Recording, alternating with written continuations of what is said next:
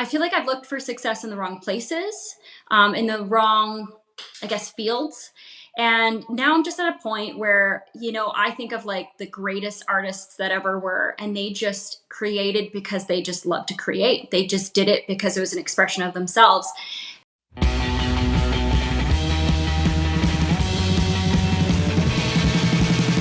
Welcome to the Pillars of Creation.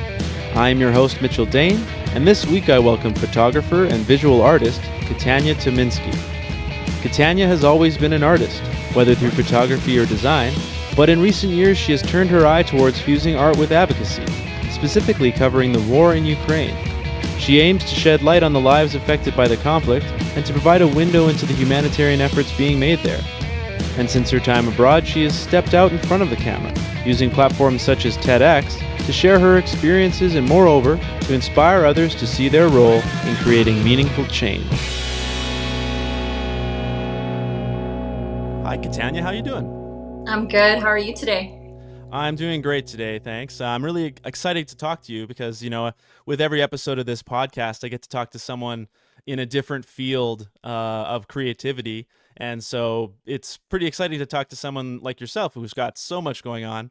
One of the main things that brings me to you is your photography. But before that, I do want to talk about, how you got there, because I know that you started your career as a visual artist, using paints and acrylics and things like that. Can you talk to me about your journey from the canvas to the camera? Absolutely. So it definitely is of sadder origins in my life. Mm-hmm. I feel like as an artist, as a creative, like we channel our energy in different ways. And through life events, I actually dealt with a deep loss. I lost my brother, my dad, and my grandpa in a 10-month span. I know Oh, that wow. sounds quite heavy. Mm-hmm. But in lieu of that, I ended up inheriting a camera. And just naturally, I started picking it up and snapping photos. And originally, I was quite intimidated by the technology, but just having it in hand, it kind of seemed like it would be a waste if I didn't try it. And so Sure. slowly, nature photos and watching like the spring buds come, Mm-hmm. turn into flowers, and just watching the greenery come in. And it slowly became like medicine for me. It was Of capturing life in course. motion, eventually transforming into portraits, weddings, and then Mm-hmm. completely taking a life of its own. Would you say that it was sort of a paying homage to them? Absolutely. Mm-hmm. I guess throughout that entire experience, I just wanted to take that pain and give it purpose and meaning, Mm-hmm. so that it wasn't in vain. And I'm super grateful for it because now it's allowed me to connect to other people in such a deep way that I never saw possible. I mean, and there's so many different avenues you can get into. When you think about Mm-hmm. photography, of being a fly on the wall, you can really capture the true essence of someone in their element. Right. Or you can work with someone that's, like most of us, very uncomfortable in front of the camera. You helped take their wall down and you actually Mm. capture their soul essence. And there's something really powerful about that.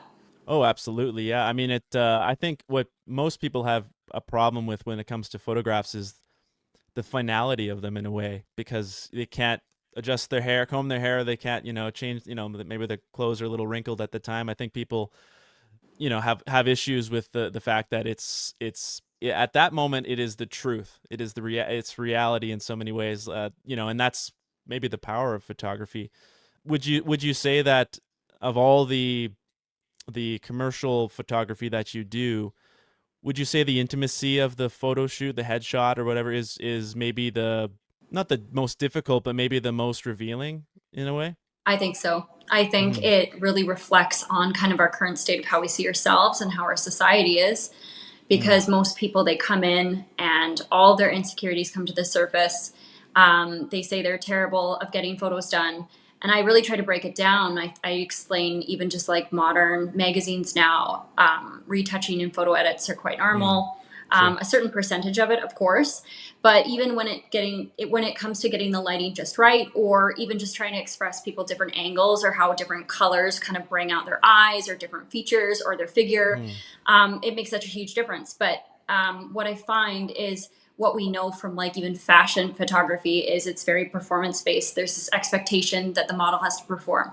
And what Mm. I try to do is I come from the angle of trying to educate so that they have a clear understanding, so that they can actually feel more like themselves in front of the camera and not feel very intimidated by the Mm-hmm. piece of technology, because I feel like that translates much better. I feel like people can, when they start to feel more like their selves, and knowing kind of like how they can show up best, obviously it translates so much better. Oh, for sure. Yeah. I mean, I'm even just the how you describe getting the lighting right when someone is sitting there waiting for their photo to be taken. A shadow can change a face. The even the lens you're using. Because in a way, you are as a photographer deciding how the photo will turn out. I find that that's an interesting place to transition when it comes to one of the main reasons we are talking today, and that is about your time in Ukraine. And now there is a subject that it's as real as it gets. So very little opportunity to manipulate it or change it to your own view. You want to represent it as close as it is. I would like to talk to you about how you came to be in Ukraine, because this was a couple years ago now, right? Yeah, so actually 3 years, pretty much Mm-hmm. almost to the day. And it's been, yeah, even just like pre, getting there, all of that. Mm-hmm. So diving into photography, building a career, COVID hits, Mm-hmm. and that industry was highly impacted.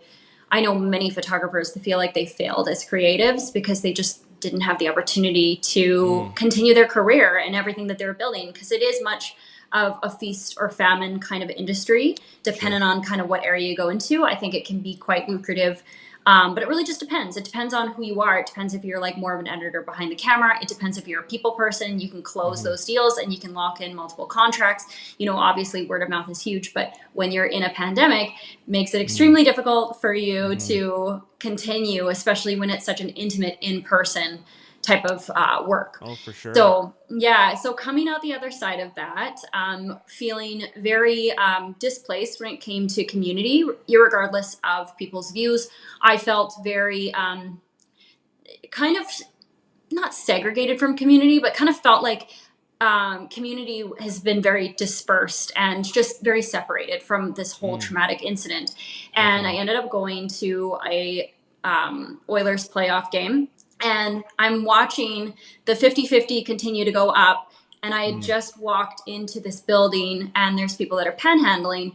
And I just felt like the Mm. disparity between the fact that this has had such a dramatic effect on our economy, and there's something inside of me that felt like I just wanted to do something more. Like, don't get me wrong, I Mm-hmm. love having a good night out and enjoying myself, but there's just something in me that kind of feels like I kind of want to earn it. I kind of want to Mm. feel like I did something that gave beyond myself. And so I kind of felt something stirring in me, a calling. And ironically, I knew someone that worked in the United Nations, and they Mm. had known someone that was starting an NGO in Ukraine. Currently, at that point, was in Poland wanting to interview people that were getting off the train. And ironically, when I did the interview and I got the job, the guy that was running it literally went back into Ukraine with his two kids. So Wow. the job description changed instantaneously, Mm-hmm. but it was an immediate yes on my end. I actually had gone and photographed a wedding in Mexico at that tail end of COVID. And I remember when the war did break out, and I saw people in bunkers, and I saw just the fact that people were getting up and going to war. And I had a hard time fathoming it, considering we live. And I know that's a very like naive, maybe like closed minded perspective, but someone that grew up somewhat sheltered to a Mm-hmm. degree, it blows my mind that these things continue to happen, and we have so much technological advancement, Mm-hmm. and this continues. So, in lieu of seeing that, and being at a 5-star resort, Mm. it felt like I just wanted to understand, Mm-hmm. and so it was like a non-negotiable. I didn't tell a lot of people. I didn't want to be steered away from my decision, and I ended up taking a plane, and it became a little bit more real. Oh, I'm But sure. yeah, it was just Mm. something I had to go for to, I guess, understand maybe the human condition more. And if Mm. there was some way that I could convey, what is happening, at least for myself and obviously for other people, I was like going to take that opportunity. It's not very often Mm. that people get these kind of, job Oh, positions. Yeah, absolutely. I mean, I can only imagine when, when that happened, being in, almost the complete opposite position than the people in Ukraine were going through at that time, being at a, like you said, like a resort in Mexico. You have to take stock of privileges and, the kind of life that we lead, that we are lucky enough to lead, not being in a war zone. And I know that you have not, maybe not immediate family in Ukraine, but you are of Ukrainian descent. So that may have hit home a little harder for you, just having had ties to it, however strong they would be at the time. But I'm sure they got stronger when you got there. Now, when you went, was it, well, you're volunteering there? Was that specific to photojournalism? Was that the actual task that you were given? Yes, yeah, that was Mm-hmm. my role. Being of Ukrainian Canadian descent, and being that the NGO supports women and mothers in distress, they wanted Mm. a Canadian Ukrainian woman to be documenting everything and just sharing kind of that perspective of understanding that like the women are the ones that probably deal with it the heaviest because, well, it depends, I guess, on how you want to measure it. Right. But the women do deal with a lot because they're stuck taking care of the kids, in a vulnerable position. If they have the opportunity to leave, that can be equally as hard because they're Right. displaced. There's a language barrier. There's a Mm. lot of risk to leaving the country as well. Right. And of course, it's not a choice of their own. So the organization was to try to capture as much content, in regards to these women. But of course, it ended up being an accumulation of everything because everything was a conversation. Every conversation, every interview felt like a psychology session, because it was Mm. checking in. Yes. And Yes. yeah, there's something so powerful about gaining different perspectives and understanding of what people are dealing with firsthand. Oh, for sure. I mean, I think it's safe to say that women or mothers are the kind of forgotten soldiers in a lot of wars because they are fighting a battle that it's easy to overlook the struggle of someone waiting to see if their husband or their son will come home. Now, there's obviously a lot of women fighting on the front lines too, but I'm sure that when you would go over there, I'm sure you're seeing a lot of uncertainty and just the anxiety of war from that perspective. Because I don't think you were, from what I know, you weren't going to the front lines. No. Yeah. And I was very lucky in that sense. Mm-hmm. Yeah, I was in Kiev, so I stayed in the capital. Mm. There was a lot of air defense that was protecting us, but I Right. mean, if things get bad, they get bad very fast. Mm-hmm. Um, I kind of joke teasingly. I kind of feel like to some degree I had the princess tour because I was escorted by Ministry of Right. Defense and Armed Mm-hmm. Forces. So I was literally escorted by military. And Yeah. being that I don't speak fluent Ukrainian, it was a massive help because even when I was going through check stops that were on every block, people Mm-hmm. were questioning, whether I was a spy, whether it was Mm. legitimate, because they're Yeah. like, why is this Canadian girl here? Especially Mm-hmm. considering she looks Russian and Ukrainian and her last name is Timinsky. Mm. So, Right. yeah, I'm Mm-hmm. glad there was one degree of separation in a lot of things. I did see, graphic imagery, working with soldiers and trying to Mm-hmm. understand kind of what happened. And so, fortunately, I wasn't in a position where I had to see truly like firsthand something that would imprint on me Right. quite heavily. Well, you're kind Yeah. of in that respect. I'm sure you were. Like, it was almost like you were following the breadcrumbs of war.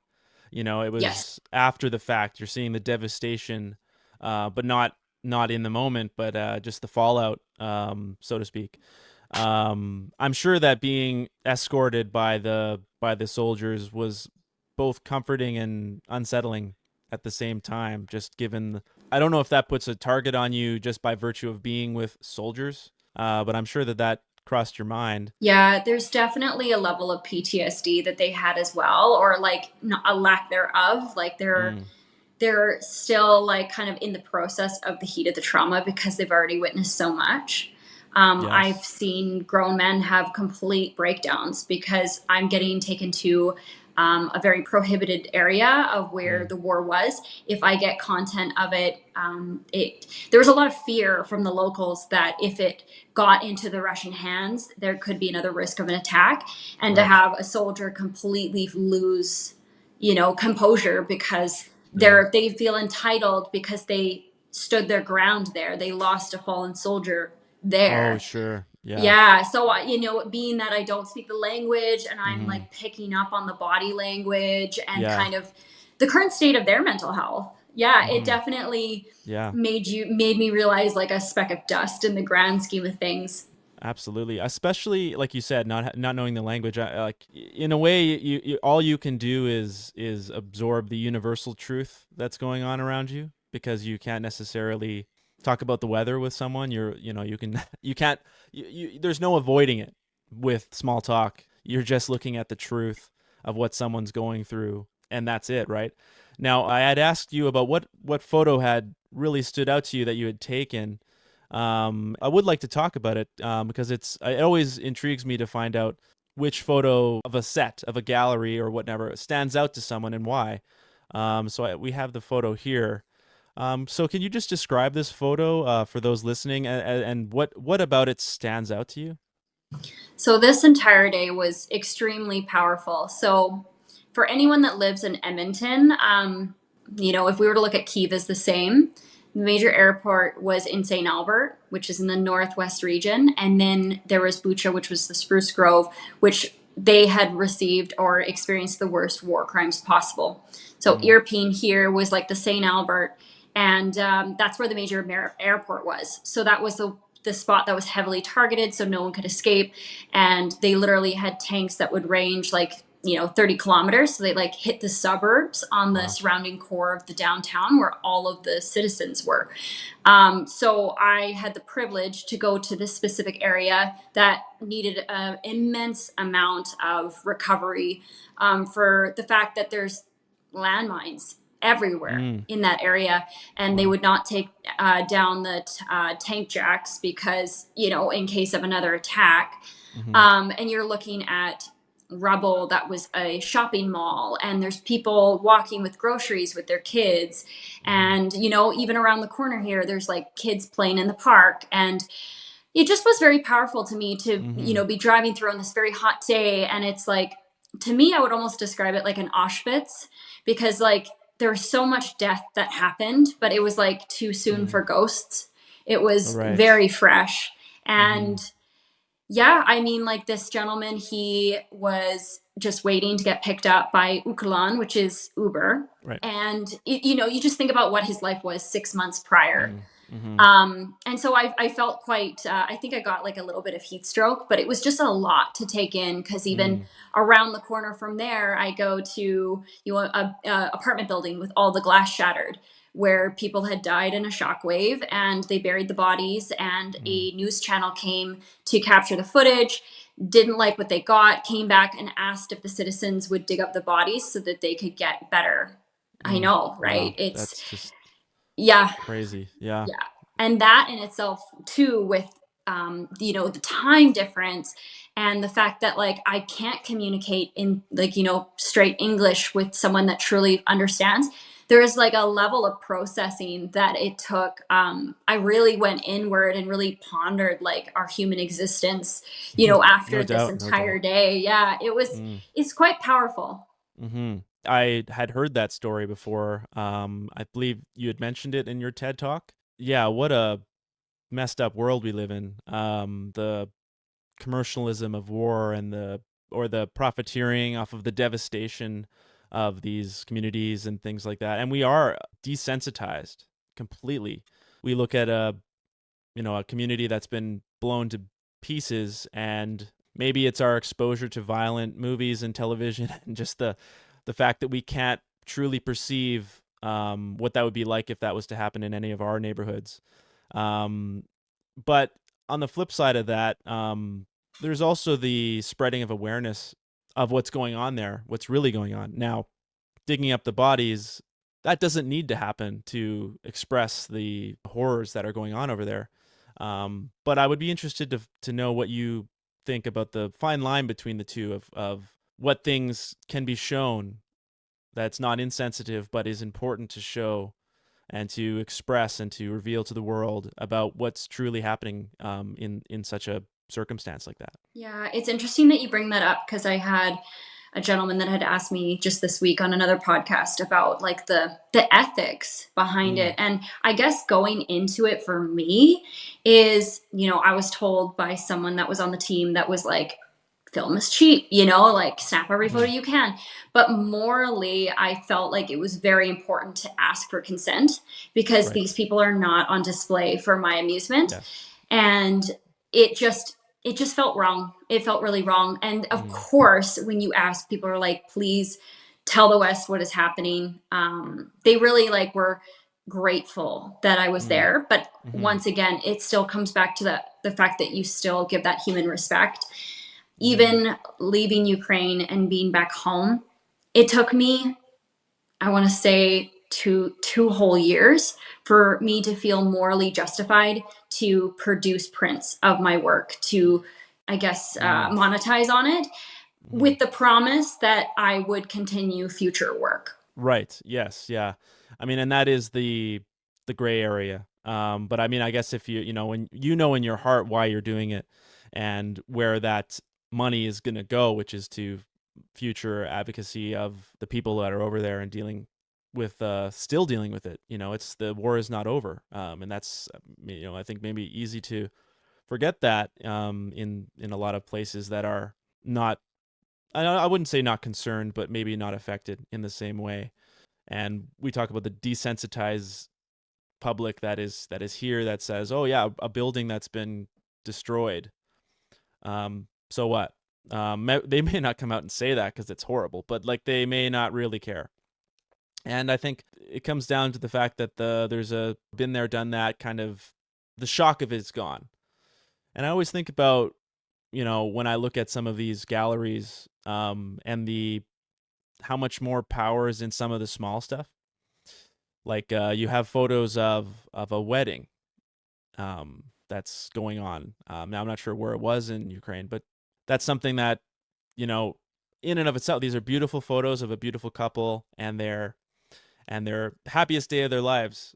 Yet the context of it is so devastating that until you know the context, you can't truly appreciate those photos for what they are.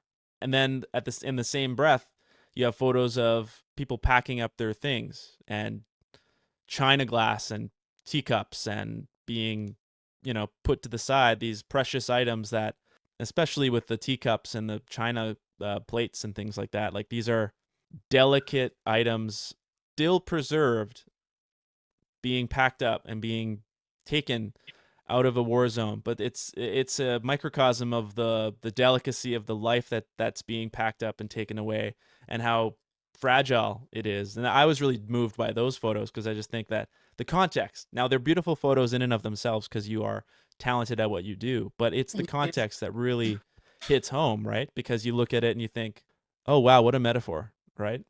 Absolutely. I know I Mm-hmm. live in metaphors.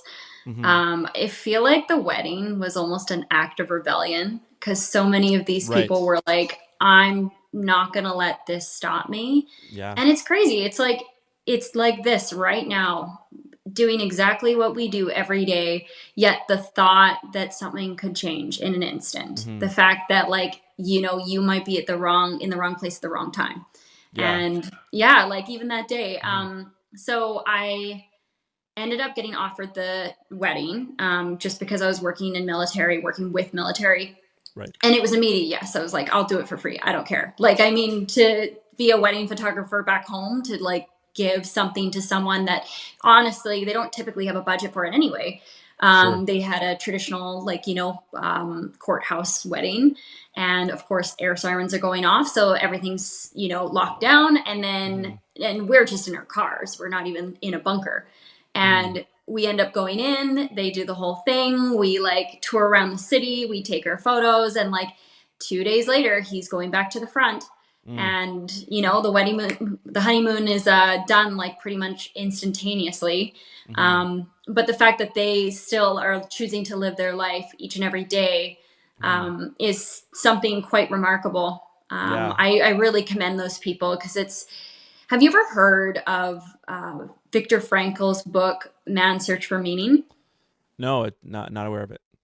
It's amazing. If you ever get the chance, I Mm-hmm. highly recommend it to anyone. But yeah, it Mm. just kind of reminded me a lot of the fact that it's like, your kind of overall view. If you choose to live life, if you believe that you're going to live tomorrow, like that's what Mm. keeps people going. Mm-hmm. And it's so fascinating to observe us as humans, like how resilient we are. For a lot of us, live life like there's no tomorrow is just a motivational phrase that we try to use and pick ourselves up. But for a lot of these people, this couple in particular, that could be true. And so they're living that day to the fullest because the tomorrow is not guaranteed, which it isn't for any of us. I would be curious, now that you've been back in Canada for a few years, how the experience of Ukraine has changed your outlook on art, photography, or just on the digital landscape in general. Can you speak to that a little? Absolutely. I mean, and even as like societal too, I think Mm. it all bleeds into one. I mean, I came back and processing the fact that the risk is no longer there was Mm-hmm. hard to wrap my head around. Even the sound of fire trucks and alarms, it took me a little Oh, bit. sure. Mm-hmm. Even just like how my body responded. I remember an airplane went over my house and I kind of like gripped the countertop. And I'm like, wow, even though I can rationalize this, my body is still Mm-hmm. responding. So it took a little bit of time with that. And then there was a lot of that. And I spoke to a veteran about this. And I mean, it doesn't translate the same for me. Like I said, I didn't serve, but Mm-hmm. the fact that I was still in that space, he says you will experience a little bit of that survivor's guilt. And Mm. there is like a little bit Sure. of guilt of like I had the opportunity to leave, like because I happened to live in a first world country. Like I Mm-hmm. happened to be born, my family happened to leave in the late 1800s. Mm-hmm. So yeah, like it definitely was like psychologically a lot to like process. And Oh, ironically, sure. Yeah. I went to Vancouver right when I got back. And literally, I don't even know what I was thinking, but I did an engagement shoot the very next day after I arrived back into Canada. And Wow. as I Mm. was in Vancouver, I drove down East Hastings and I was completely like reminded. I'm like, wow, just like the contrast of our Mm-hmm. culture, of how there's these people living in war. There wasn't a lot of homelessness there. They all kind of grouped together. And then to come back to Canada and to be like, okay, like kind of we've got this like mental health crisis that's going on. And like it just Mm. makes me want to go deeper into my work. Just Right. because I am not just an artist, I think the human experience is fascinating. Mm-hmm. Do you think that you'll go back to Ukraine? I would love to. Mm-hmm. I do understand my own personal limitations. I am not scared of the physical harm as more Mm-hmm. of my mental health. Sure. Yeah, like because even when I was there was an attack, and after that, like the AC would go off and I would jump a bit. And, Mm. just like certain things where, like I said, with the language barrier, I would need a support group. I would want to have, someone that I could contact that would, touch base with me. My ideal scenario is I would love to give to an organization that like gives to the frontline communities, whether I go there for a quick trip, and I Mm-hmm. would document as much as I can and continue to do events to raise awareness of what's currently happening. Mm-hmm. I was always the girl that flipped through National Geographic, and there's something very powerful about culture, community, to give like a greater perspective. And so there's been an incredible response already with my current work, and I would love to do a part two if I could, but I'm trying to also Mm-hmm. listen to myself. Like I could Right. completely sacrifice myself to a cause, but I'm trying to understand my own personal limitations too. Of course. Yeah. Well, and I guess the question is, where can you be of the most service in that fight? Going back over there, will that be as powerful or as valuable to the effort that you're supporting than some of the advocacy and some of the outreach that you're doing here? So Yeah. that is the balance, I'm sure. Yeah. Yeah. Hmm. I will say though, there is something so powerful from giving from the hand. I've grappled a lot with donations and stuff, only in the sense of like, there's so many that have come and gone through 90s, 2000s, all of that, where it's like you can give your money to a cause, and I think that's fantastic. And if it makes you sleep at night, that's great. There is something truly powerful from giving from the hand itself and being Mm, physically present with someone. And that could be any cause, near or far. But I truly can say that, like, because knowing obviously we're connected beings, it made a huge impact on them. hmm. Despite like whatever, political, opinion that you have, I really feel like as a humanitarian, like we do thrive in community, and just Hmm. someone's physical presence with someone else makes more of a difference than we can realize. It does come back to the initial topic of the conversation. Excuse me. Of art and its role. Hmm. In a lot of ways, they are the icebreaker because it reveals something, opens the conversation, and then you can really start to talk about it. Do you find that your photography was the stepping stone to the greater conversation that you're trying to have, and as a backdrop, opposed to the main point of your passion for this particular situation? I think I've always been a humanitarian. I think I've always been one. And it was something that awoke in me and made me really realize what Mm-hmm. my purpose was. And I'll always be an artist, I'll always be a creative. And, it's just so funny when people say, oh, like, I want to be a lawyer, I want to be a doctor. And it's like, Mm-hmm. the mountain's, so high and then you hit it. And for me, I just like don't really know what the top looks like. And I just feel like Mm-hmm. the best way I can describe it to people is like I have all these different threads of all these things that I'm very passionate about. And I'm still discovering how I want to weave them all together. Yeah. Oh, yeah. I'm sure that's a journey in and of itself. Because on the flip side of what you're trying to do, there is the day job, there is the side of trying to support yourself.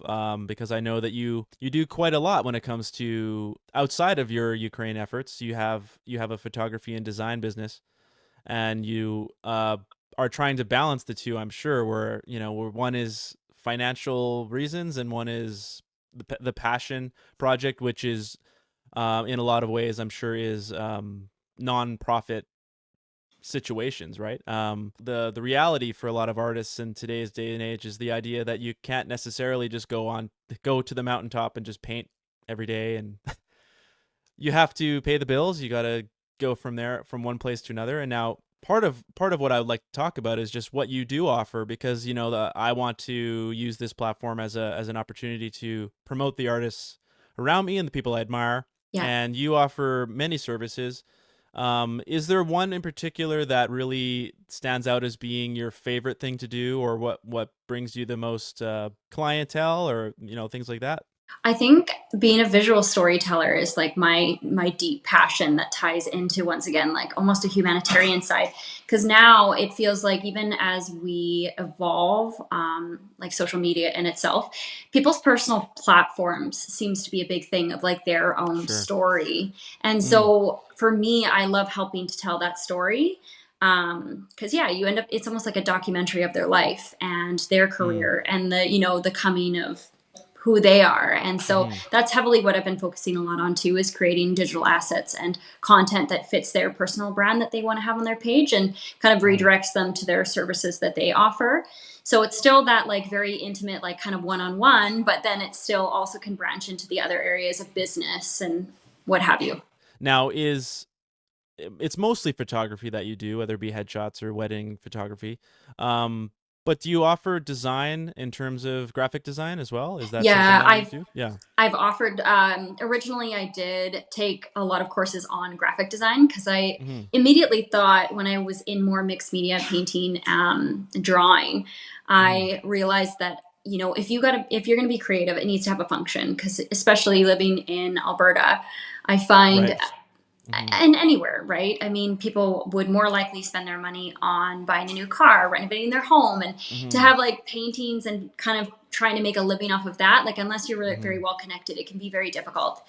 I Mm-hmm. mean, like, no stopping me now. I mean, I'm trying to already think of like mixed media and how I can take my work even further. But Mm-hmm. um, regardless, yeah, I took graphic design courses, and then I ended up, I did quite a bit of just like more of like the web design kind of Mm-hmm. work Okay. initially. And then I've just found that photography and videography has really blown up in that department, Mm-hmm. especially when it comes to content in itself. It's pretty infinite at this point, I find. Right. So yeah, that's mainly what my focus is coming up with even just like consulting now too. I find that Mm. a lot of people that are really trying to build their personal brand, they also need a little bit of guidance on how to use the photos and videos to best suit Sure. and to recycle it so that it's not like a shoot that just is a one straight shot and Right. gets left collecting Mm-hmm. dust, Yeah. because it's an ongoing thing now. The algorithm's even changing so aggressively that I'm even thinking a lot about creative strategies on how to like keep active on it. And it Mm-hmm. can be pretty simple, but yeah, just even having those kind of conversations with people too, I've been finding has been a big thing. Yeah. I mean, I have definitely had the conversation of what the world looks like for artists in the social media era or age that we are in, because so much of it is counter to the artist's kind of main goal. I mean, there's taking the photo. It's like you said, you can take the photo, but it's knowing how to use the photo or how to use the apparatus that is Instagram or Facebook, whatever platform you're trying to use as outreach. I'm sure there's a lot of value in that kind of a consultant, or, that would know how to even, you talk about the algorithm. I don't even know what that is. Like when it comes to trying to compete. It's difficult sometimes, especially in the vast ocean of content that's out there. So I'm sure that that's something that people are really reaching out for because of the fact that it's a whole new world, it seems, because you can't Yeah. necessarily get by on the gallery alone. Yeah. Oh, the Mm-hmm. carousel and the static posts? Absolutely Mm-hmm. not. One thing I'll say that really has stood out to me, it's less about and the origins of social media and social networking was the connections, the building of Mm, community. You added friends, you interacted. Now it's definitely. just like the complete consistent flow of media and constantly Mm-hmm. thinking of what you're going to put out. And so my hopes in general too is just still creating that sense of community. Even Mm-hmm. so, it's like, let's take it a little bit further. We have so much influence when it comes to trends, fashion, you name it. But like, I would love to see a little bit more impact. I would love to see kind of like how we're going to start impacting each other. If we are now living in this digital landscape, like how are Mm-hmm. we going to create that sense of community through it? Because it Mm-hmm. is dwindling. It is kind of shifting. Even the use of AI, like it's just completely changing Mm. everything. AI has definitely come up in some of my conversations too because of the potential impact. It has a lot of uses as a tool, but there is definitely the dark side too. And how fast it's Um, moving too. yes, exactly. Yeah, I mean, I recently saw just that like AI of Will Smith eating spaghetti, Oh, I haven't seen that and one. that, well, it's like from 2015, and it's almost abstract art. You can tell it's Will Smith, but it's very very primitive, like graphics, and it doesn't even know, you don't even know if it's spaghetti, and then it goes flip to today, and then, within a 10-year period, it's getting to a place where you go, oh, any further and this is just a video of Will Smith eating spaghetti. So there's the reality shift too, and I mean, especially someone in your situation as a visual artist or as a photographer who's taking photos of the real world, and a videographer videos, when that AI is removing the even the necessity for the camera and the subject. I wonder how that affects you, or how you would even go to counteract something like that in your position. And even the algorithm having an impact if it's anything political. Like anything that was Mm, Ukraine related, I didn't think it made as much traction. It could have been time zone, but the engagement was totally different. And that's something I constantly observe. But yeah, that's another thing that I really love to talk to people about as well. I find very interesting is like it clearly likes faces. So right. people recording, they'll do quite well if they stay consistent with it. Mm-hmm. Images of yourself, for whatever reason, it expects that. So even weaving that into your content is highly important, especially if you Mm, don't like your photo taken. It kind of is right. essential if Yeah. you want to get proper engagement, like people want to Mm, see it. Um, I mean, I could rant forever when it comes to the Sure. actual psychology behind it, Mm. because I do Oh think yeah. it's very important that we also get dopamine from natural sources, and like we don't, Right. Yeah. live in this whole entire world. But Mm. it is a massive place where we communicate, and Mm. how we connect now compared to what it was before. Like, how often do we smile at strangers and Mm. have elevator talk? Right. Yeah. Yeah. It seems that the more connected we get on the internet, the less connected we get in real life. Absolutely. Well, I Mm. guess that there are now courses, socialization courses now, Oh, because really? of a direct impact. Yeah. I think it's Mm-hmm. mainly for the generations that were literally raised on iPhones and iPads. Yeah. Um, but I mean, like, it's a pendulum that's going to continue to move, and it's Mm-hmm. clearly a tool like everything else. So it's just Right. a matter of like trying to find harmony between it, because it's even everything that's happening in Ukraine. It's like, I know that I can't completely change it, but like, you Of know, course. it's the small actions, it's these conversations that matter, Mm-hmm. right? And we just Mm. we kind of raise that level of awareness. Mm-hmm. One thing that I find very interesting, and I've been telling people, I was completely shocked when I learned this. Did you know that only 10 to 15% of our population is actually self-aware? What do you mean? I guess that most people aren't self-aware at all about their Like of life. in, Just, in like a I know broad it's a very sense broad of spectrum, yeah. right? And Oh. sometimes I wonder if we as a species can be fully self-aware 100% of the Mm. time. I know I can't. But Mm-hmm. I mean, when I think about self-awareness, I think it's like that personal development, that accountability, that kind of Right. checking in with Yeah. yourself, because Mm-hmm. we grow up, being governed by our parents, and then once we grow Mm. up, we have to parent ourselves. And so, what are we doing to check in with Mm-hmm. ourselves to continue Yeah. to grow and become better? Because Sure. our world's constantly changing. So Mm. yeah, continue. Well, I definitely think that I can recognize the lack of self-awareness when I go driving. Shifting a little bit, I did want to before we were done here, I did want to ask, can you tell me about the Sovereign series? Oh yes, absolutely. Mm-hmm. So I, throughout my life, I genuinely feel like I've lived many lifetimes. I have a few Mm. chapters that have brought challenges, but wisdom and gratitude. And I'm really grateful for being in the position that I am to overcome a wide array of things. And so, one of which, I was actually born and raised Jehovah's Witness, Mm-hmm. which is what actually severed me a lot from my Ukrainian roots. As much as, like, Mm. maybe I ate some of the food, I never learned the language, I never learned any of the traditions. So, ironically, there's some interesting calling of like really learning my lineage when I was there, and I felt very deeply connected to these people. Mm-hmm. But since all of that, it's interesting that we all are finding our way in who we are and what we want to give to the world. And we get very caught up in, I guess, at least I definitely have gotten caught up with the idea of maybe what success looks like. Mm. And I feel like I've looked for success in the wrong places, in the wrong, I guess, fields. And now I'm just at a point where, I think of like the greatest artists that ever were, and they just created because they just love to create. They just did it because it was an expression of themselves. Mm-hmm. And I've kind of come to terms with a lot of like my earlier life. And I'm like, Mm-hmm. I need to put this into writing. And so Yeah.